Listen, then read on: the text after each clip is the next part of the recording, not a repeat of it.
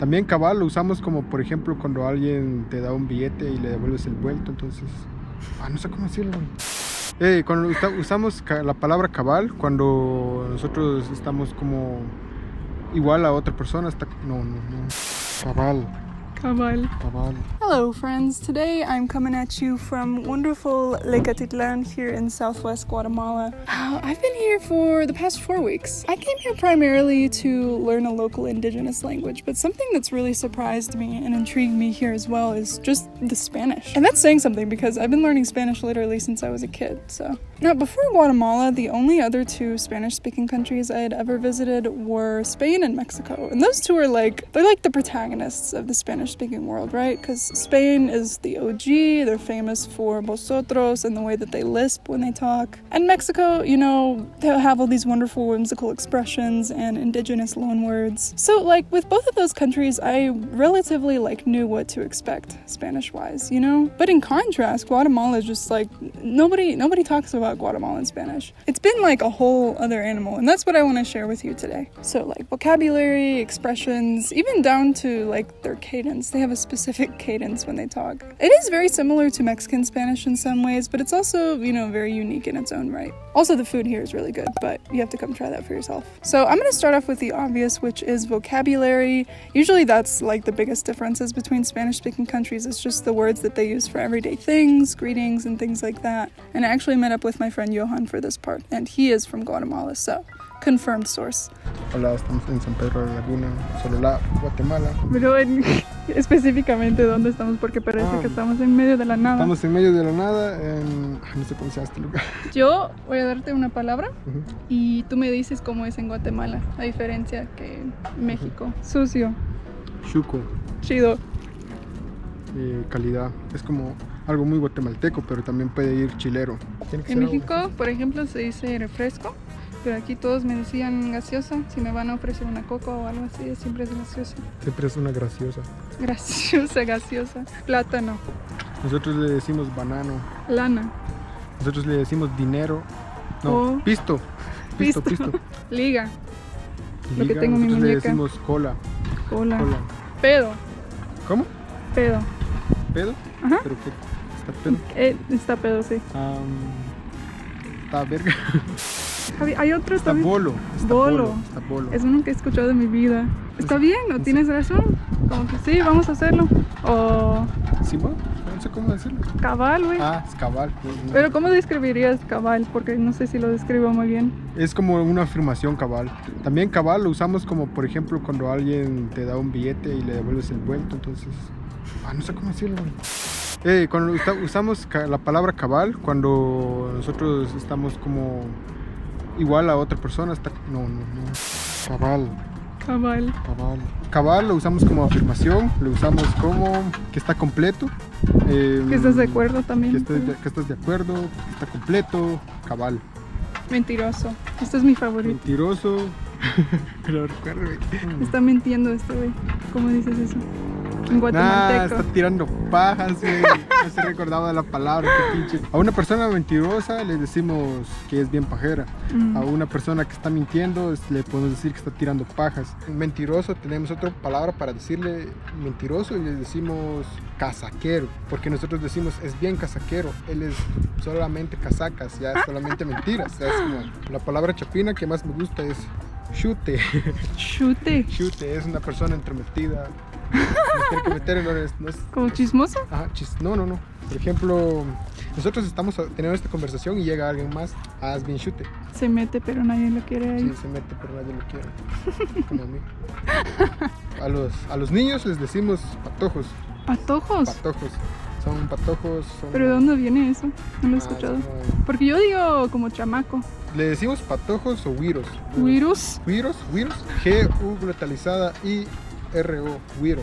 Güiro. Güiro. Pero ¿tú estás de acuerdo que se usan muchas palabras mexicanas aquí o no? ¿O solamente conmigo que hablas es como así? que tal vez yo por el contenido que veo en revés. Es como que a nosotros los chapines nos da mucha vergüenza hablar como mexicanos. Creo que yo me da mucha vergüenza cuando creo que si me escucho en ¿Pero este por qué video. te da vergüenza eso? Porque es como que no, güey, ¿por qué vas a hablar como pinche mexicano, güey? Nah. También cuando estamos en un problema es como que decimos, nah, tengo un clavo. Tengo un clavo. Sí, es como que un problema. Tienes muchos clavos Tengo muchos clavos. en la cabeza. Bueno, muchas gracias por tu ayuda. Gracias por burlarte de mí. Chapín oficial. Chapín, San Pedranizate, cha. Gracias, Johan, for your insights. There were some things that I forgot to bring up when I was talking to him about the different vocabulary differences. So when I answer the phone in Spanish, I always say bueno, because that's just how I learned, specifically in like a Mexican context. But here in Guatemala, when people answer the phone, they say Hallo, they say Hola, or they'll just say sí sometimes. So there's a little bit of a difference there. I'm not sure if Mexico is the outlier and everybody else in the Spanish-speaking world just says like Hallo, Hola, or something like that. Or, you know, if Hallo is like a very Guatemalan thing. So if you're from a Spanish-speaking country, please let me know how you answer the phone down in the comments. Oh, another thing, when they're answering a question of yours and they're saying yes, they don't always just say sí.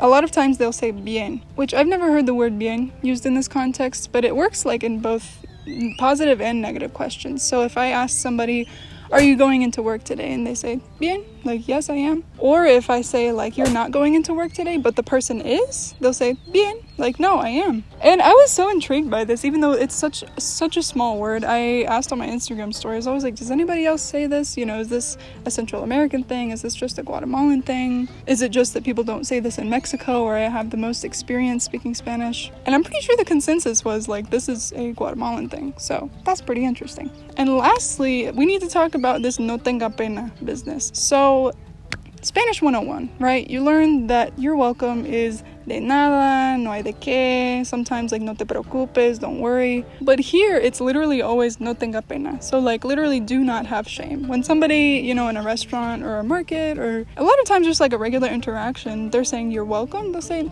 don't be ashamed, no tenga pena. And I'm like, well, damn, I didn't have any shame, but now I feel like, should I? And sometimes it actually does apply. Like I was in a cafe and I was trying to like do my card, but then I made the machine fall and it broke and the receipt paper fell out.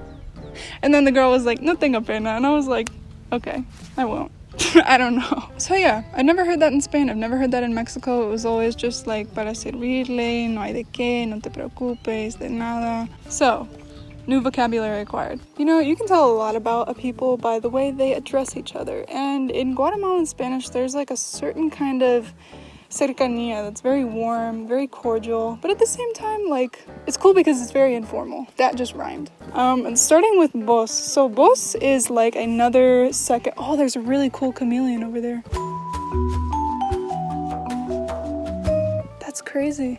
Anyway, starting with vos. So vos is like a second person singular pronoun other than tú, which is mainly used in Central America and South America. In Mexico, I have never ever heard vos, like ever. Not to say they don't use it, maybe they use it a little bit more in the South, I'm guessing, but Mexico, Spain, never heard it. And the cool thing about vos is that it's not just a pronoun, it also has its own separate conjugation. So instead of like tú eres, it's vos sos. Instead of tú dices, it's vos decís. You don't see that in the conjugation charts in Spanish class, do you?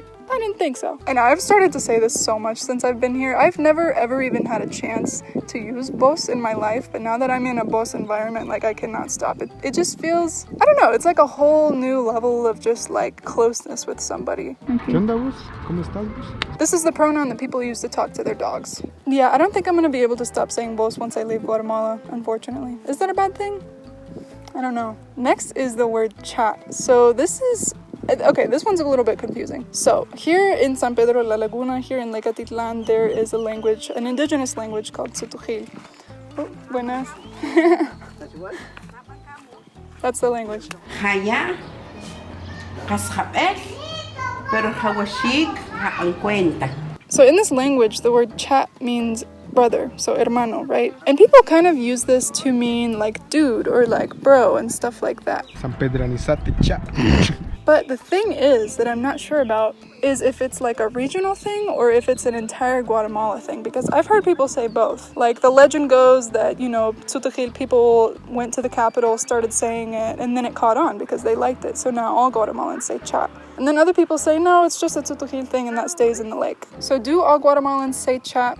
I'm not sure. Chapines, you're gonna have to answer that one for me. Oh yeah, by the way, Chapín, that's what Guatemalans call themselves here. Chapín if you're a boy, Chapina if you're a girl. But it's like an everyday thing here. You know, you'll see people in the street, mostly guys, you know, greeting each other, saying, "¿Qué onda, chat?" and things like that. It is mostly guys that use this word. I have not heard a single girl use this word until this point, but I'm still gonna say it because it's cool. Oh, I didn't put this one in my notes, but also it just occurred to me, the word amiga. Everybody here calls me amiga, you know, even if they don't know me. And it's so nice because, you know, like in the US, I think we're a lot more uptight. Like we do like talking to strangers, but I don't think, you know, people in the US would ever go so far as to call people friend within like the first minute of meeting them. But here it's like an everyday thing, you know, amiga, hola amiga, buenos dias. And it makes me feel very good. So thank you, Guatemala, for the friendship. Children, the last thing I'm going to speak to you about today is the musicality of Guatemalan Spanish. So keep in mind that I've never visited any other region of Guatemala other than the Southwest. I've never spent time in the capital,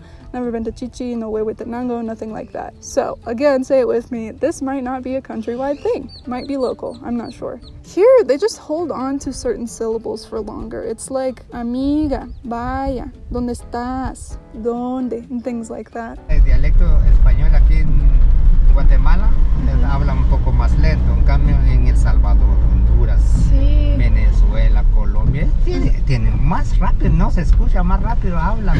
Ustedes siempre pues alargan las palabras. Sí, es como... exacto. Or like, for example, a girl at the place where I'm staying, it's like my host mom's daughter-in-law. She was calling my host mom yesterday and she was like, Mama, te buscan. But I do have a suspicion that it's an indigenous thing because when I hear people speak Tutuhil and Cachiquel and the other languages here, like on the lake, they have that same kind of cadence. Like when my host mom, she calls me Noya, which is kind of like an endearing term, like mija in Tutuhil. She's like, Noya batkobi. And yeah, I don't know. It could be that this is just generally the way that people talk and they apply it to every language they speak, whether indigenous or not. Or it could just be that, you know, the indigenous kind of accent or cadence is, you know, also getting into their Spanish. It's a really interesting experience being in a bilingual region where Spanish takes the back seat because, you know, just seeing that dynamic constantly every day between the two languages.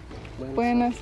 Yeah, just super cool. In general, I would describe Guatemalan Spanish as like Mexico's spicy little cousin. They share a lot of things, so, you know, it's not like a constant difference I'm having to work through, like if I was in the Dominican Republic or Argentina or something like that. But still, you know, it's got its cool things that you do pick up on after a while. You know, I think that's pretty much all I had to say, but I'll give you one last look at the paisaje before we go. This is literally the most beautiful place I've ever been in my life. I've been here twice and I will probably come here again next year. Y'all bitches go to Miami for the summer? Nah, you can catch me out in Lake Atitlan, boy. Thank you so much for watching this video. Hope you enjoyed it. Hope you learned something. I hope that you can also help me learn. I know there was a couple curiosities throughout the video of like, is this a regional thing? Do people say this outside of Guatemala? So if you have answers to that, please let me know. For more Spanish content, you can definitely follow me on my social media. It's just Elysse de Vega on everything, Instagram and Twitter. And yeah, nos vemos. Truck chick. Bye.